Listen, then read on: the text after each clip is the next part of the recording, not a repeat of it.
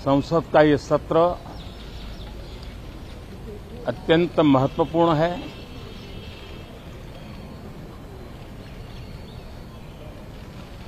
देश आजादी का अमृत महोत्सव मना रहा है। हिंदुस्तान में चारों दिशाओं में से इस आजादी के अमृत महोत्सव के निमित्त रचनात्मक, सकारात्मक, जनहित के लिए, राष्ट्रहित के लिए सामान्य नागरिक अनेक कार्यक्रम कर रहे हैं, कदम उठा रहे हैं और आजादी के दीवानों ने जो सपने देखे थे उन सपनों को पूरा करने के लिए सामान्य नागरिक भी इस देश का अपना कोई न कोई दायित्व निभाने का प्रयास कर रहा है। ये खबरें ये अपने आप में भारत के उज्जवल भविष्य के लिए शुभ संकेत है। कल हमने देखा है, पिछले दिनों संविधान दिवस भी नए संकल्प के साथ संविधान के स्पिरिट को चरितार्थ करने के लिए हर किसी के दायित्व के संबंध में पूरे देश ने एक संकल्प किया है। इन सब के परिप्रेक्ष्य में हम चाहेंगे, देश भी चाहेगा, देश का हर सामान्य नागरिक चाहेगा कि भारत का संसद का ये सत्र और आगे आने वाले भी सत्र आजादी के दीवानों की जो भावनाएं थी, जो स्पिरिट था, आजादी के अमृत महोत्सव का जो स्पिरिट है, उस स्पिरिट के अनुकूल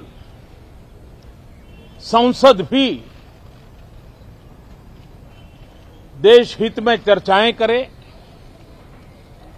देश की प्रगति के लिए रास्ते खोजे, देश की प्रगति के लिए नए उपाय खोजे और इसके लिए ये सत्र बहुत ही विचारों की समृद्धि वाला, दूरगामी प्रभाव पैदा करने वाले सकारात्मक निर्णयों वाला बने। मैं आशा करता हूं कि भविष्य में संसद को कैसा चलाया, कितना अच्छा कंट्रीब्यूशन किया, उस तराजू पे तोला जाए, न कि किसने कितना जोर लगा करके संसद के सत्र को रोक दिया। ये मानदंड नहीं हो सकता है।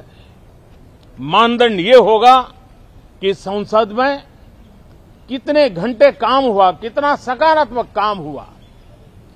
हम चाहते हैं सरकार हर विषय पर चर्चा करने के लिए तैयार है, खुली चर्चा करने के लिए तैयार है। सरकार हर सवाल का जवाब देने के लिए तैयार है और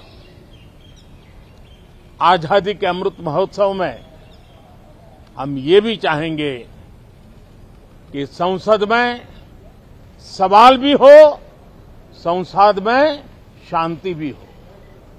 हम चाहते हैं संसद में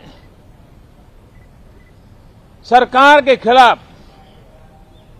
सरकार की नीतियों के खिलाफ जितनी आवाज प्रखर होनी चाहिए हो, लेकिन संसद की गरिमा,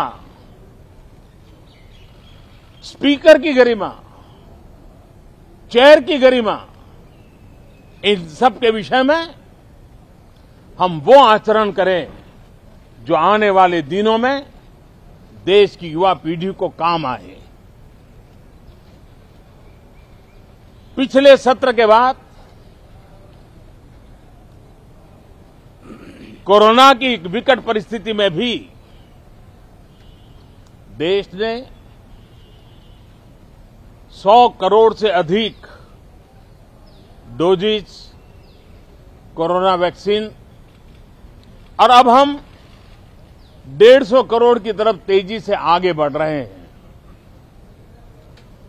नए वेरिएंट की खबरें भी हमें और सतर्क करती हैं और सजग करती हैं।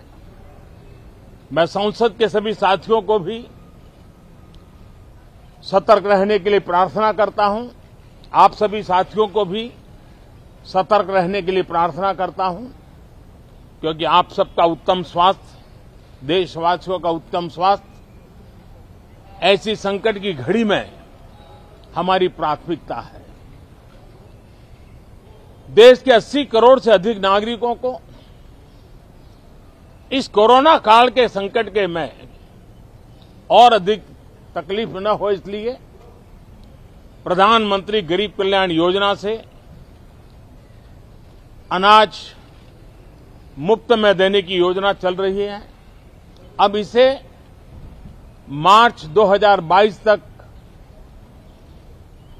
समय आगे कर दिया गया है।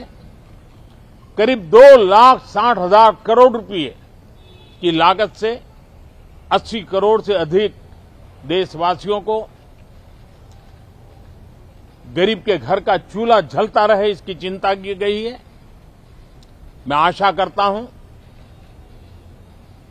कि इस सत्र में देश हित के निर्णय हम तेजी से करें, मिलजुल करके करें, सामान्य मानवीय की आशा अपेक्षाओं को पूर्ण करने वाले करें, ऐसी मेरी अपेक्षा है।